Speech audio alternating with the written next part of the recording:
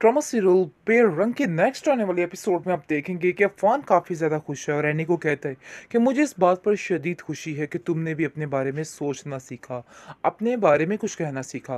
वरना मैं तुम्हारा बहुत ज़्यादा तुम्हें लेके परेशान था कि तुम अपने बारे में कुछ भी नहीं कर सकती। देखो, लोगों की फ़िक्र करने की कोई भी ज़रूरत नहीं, सारे मामलात सेट हो जाएंगे। मुझे पता है कि एक दिन सब कुछ ठीक हो जाएगा और ये मम्मी जो नाराज़ हैं हमसे इस बारे में, वो भी हमारे साथ ठीक हो जाएंगी। इसलिए परेशान होने की कोई भी ज़रूरत नहीं है, तुम टेंशन मत लो, मैं इन सबको हैंडल कर लूँगा। लेकिन जी आयमा ने इस बुरे तरीके से इसका दिमाग खा रखा है कि आपको क्या बताऊँ। उसने पागल करके रख दिया और कहती है कि एनी मैं तुम्हें इस घर में नहीं रहने दूँगी।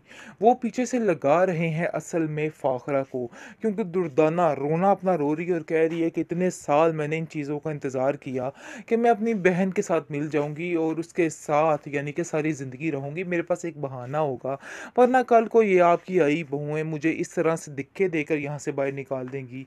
वरना आपका ये एक सहारा था जिसकी वजह से मैं इधर रहना चाहती थी, लेकिन एनी ने तो मेरी सारी प्लानिंग पर पानी फेर दिया, हर चीज़ को ख़त्म कर दिया। आखिर ये एनी चाहती क्या है? मुझे तो ऐसा लगता है कि जैसे ये पूरे घर पे कब्ज़ा करना चाहती है ताकि उसकी हर चीज़ डबल हो जाए और हर चीज़ उसके इख्तियार में आ जाए। आगे से फ़ाकरा कहती है कि मैं इस लड़की की चालें बड़े अच्छे तरीके से समझ रही हूँ, लेकिन मैं इसकी बहन को इस्तेमाल करके इसका सारा जो है सारा सिस्टम ख़त्म करने वाली हूँ। इसको ये भी इस बात का अंदाज़ा नहीं है कि मैं शहरयार से कुछ भी करवा सकती हूँ और मैं ऐसा ही करूँगी, क्योंकि मुझे पता है कि ये सारा सिस्टम करूँगी तो ये लड़की थोड़े सुकून में आएगी। वरना ये लड़की हाथ धोकर मुझसे जंग के पीछे पड़ चुकी है। यानी कि असल में ये मुझसे जंग लड़ना चाह रही है और इसके अलावा कुछ नहीं। यानी कि साफ-साफ कहें तो ये लड़की महाज पर आई हुई है, जिसकी वजह से ये सब कुछ करने की कोशिश कर रही है, लेकिन मैं उसको इन सब चीज़ों में जीतने नहीं लगाए दूँगी। सुन रही है। और कहती है कि देखो, ये एनी के घर वालों की सारी मिली-जुली बकत है। उन लोगों ने मिलकर ये सारी प्लानिंग की थी और वो लोग अपनी प्लानिंग में कामयाब हो रहे हैं। उन्होंने तो बाजी को भी नहीं छोड़ा, बाजी को भी मात दे दी। देख लो कितने होशियार चालाक लोग निकले कि उनका बेटा ही उनके हाथों से छीन कर ले गए। ये सारी बातें फ़ाखरा सुन रही होती है और कहती है कि नहीं, ऐसा कुछ नहीं होगा। आयमा तुम फ़िक्र मत करो, जैसा तुम चाह रही हो वैसा ही होगा। तुम्हें बिल्कुल भी परेशान होने की ज़रूरत नहीं। मैं तुम्हारा साथ दूंगी और देख लेना, अफ़ान की शादी सिर्फ़ और सिर्फ़ तुमसे ही होगी, इसके अलावा किसी से नहीं होगी।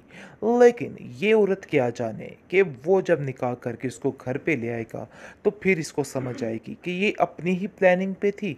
लेकिन प्लानिंग अफ़ान ने अपनी पूरी कर ली है, क्योंकि उसका साथ देने के लिए एनी के घर वाले मौजूद थे।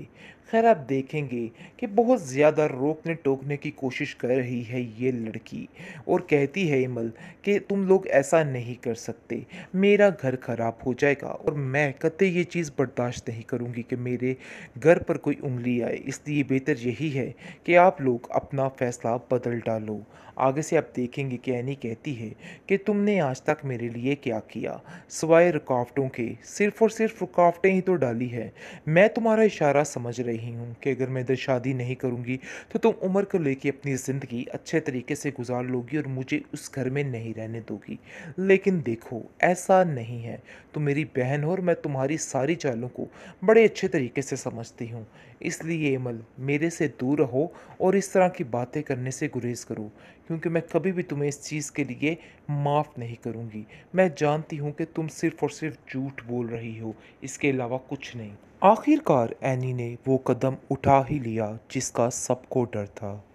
बहुत परेशान थी बेचारी, कह कह के दुहाइयाँ दे दे के थक चुकी थी कि ऐसा कुछ नहीं मेरे दिलो दिमाग में। लेकिन लोगों की बातों ने उसको बहुत परेशान कर रखा था और जैसे ही वो फैसला कर लेती है तो सब उस पर उल्टा बरस पड़ते हैं और कहते हैं कि तुम्हारा पहले से ही दिल था, अफ़ान को तुमने पहले से ही अपने हाथों किया हुआ था। तरह तरह की बातें सुनने को मिलती है। इसलिए वो सोच लेती है कि नहीं, वो अपने बेटे उमर के लिए सब कुछ करेगी और हर चीज़ को बर्दाश्त करेगी, चाहे लोगों की बातें हैं या लोगों के रवैये हैं। उसे इन सब चीज़ों से अब कोई फ़र्क नहीं पड़ता है। खैर आप देखेंगे कि अफ़ान बहुत ही जल्द उससे शादी कर लेगा। क्योंकि घर वाले तो मान नहीं रहे, लेकिन एनी के घर वालों को मिला के गवाह बना के वो उससे बहुत जल्द निकाह करने वाला है। बहुत खुश है वो अपनी ज़िंदगी में कि एनी इस बात के लिए राज़ी हो चुकी है, क्योंकि वो जानता है कि एनी उसके लिए बहुत ही बेहतरीन चॉइस है और उसका बड़े अच्छे तरीके से साथ देगी। एनी अभी बहुत ज़्यादा घबराई हुई है और कहती है कि पता नहीं तुम्हारी माँ मुझे किस तरीके से एक्सेप्ट करेगी, लेकिन वो अपने ही ख्वाब सजा के बैठी है। दूसरी तरफ ड्रामेबाजी आयमा ने शुरू कर दी है। आयमा बीमार होकर पड़ जाती है अपने बेड के ऊपर और कहती है कि मैं मुझे ऐसे हो गया, यानी कि मैं जी नहीं सकती। इस एनी ने जो कुछ मेरे साथ किया है, मैं कभी इस चीज़ को नहीं भूल सकती हूँ। इसने अफ़ान को मुझसे छीन लिया है। मैं आखिर कैसे भूल जाऊँ ये सारी बातें? ये सारी बातें भूलना मेरे लिए बहुत मुश्किल है। जिसको सुनकर उसकी माँ कहती है कि तुम परेशान क्यों हो रही हो? फ़िक्र मत करो, सब ठीक हो जाएगा। वैसे भी अफ़ान का ज़हन से बिल्कुल निकाल दो, क्योंकि वो जानती है कि पीछे से उसकी बहन फ़ाखरा कान लगाए सुन रही है और कहती है कि देखो, ये एनी के घर वालों की सारी मिली-जुली बकत है। उन लोगों ने मिलकर ये सारी प्लानिंग की थी और वो लोग अपनी प्लानिंग में कामयाब हो रहे हैं। उन्होंने तो बाजी को भी नहीं छोड़ा, बाजी को भी मात दे दी। देख लो कितने होशियार चालाक लोग निकले कि उनका बेटा ही उनके हाथों से छीन कर ले गए। ये सारी बातें फ़ाखरा सुन रही होती है और कहती है कि नहीं, ऐसा कुछ नहीं होगा। आयमा तुम फ़िक्र मत करो, जैसा तुम चाह रही हो वैसा ही होगा। तुम्हें बिल्कुल भी परेशान होने की ज़रूरत नहीं। मैं तुम्हारा साथ दूँगी और देख लेना, अफ़ान की शादी सिर्फ़ और सिर्फ़ तुमसे ही होगी, इसके अलावा किसी से नहीं होगी। लेकिन ये औरत क्या जाने कि वो जब निकाह करके उसको घर पे ले आएगा, तो फिर इसको समझ आएगी कि ये अपनी ही प्लानिंग पे थी, लेकिन प्लानिंग अफ़ान ने अपनी पूरी कर ली है, क्योंकि उसका साथ देने के लिए एनी के घर वाले मौजूद थे। खैर आप देखेंगे कि बहुत ज़्यादा रोकने टोकने की कोशिश कर रही है ये लड़की और कहती है इमल कि तुम लोग ऐसा नहीं कर सकते, मेरा घर ख़राब हो जाएगा और मैं कतई ये चीज़ बर्दाश्त नहीं करूँगी कि मेरे घर पर कोई उंगली आए। इसलिए बेहतर यही है कि आप लोग अपना फ़ैसला बदल डालो। आगे से आप देखेंगे कि एनी कहती है कि तुमने आज तक मेरे लिए क्या किया, सिवाय रुकावटों के? सिर्फ़ और सिर्फ़ रुकावटें ही तो डाली है। मैं तुम्हारा इशारा समझ रही हूँ कि अगर मैं इधर शादी नहीं करूँगी, तो तुम उम्र को लेके अपनी ज़िंदगी अच्छे तरीके से गुज़ार लोगी और मुझे उस घर में नहीं रहने दोगी। लेकिन देखो, ऐसा नहीं है।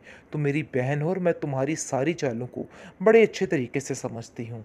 इसलिए अमल, मेरे से दूर रहो और इस तरह की बातें करने से गुरेज़ करो, क्योंकि मैं कभी भी तुम्हें इस चीज़ के लिए माफ़ नहीं करूँगी। मैं जानती हूँ कि तुम सिर्फ़ और सिर्फ़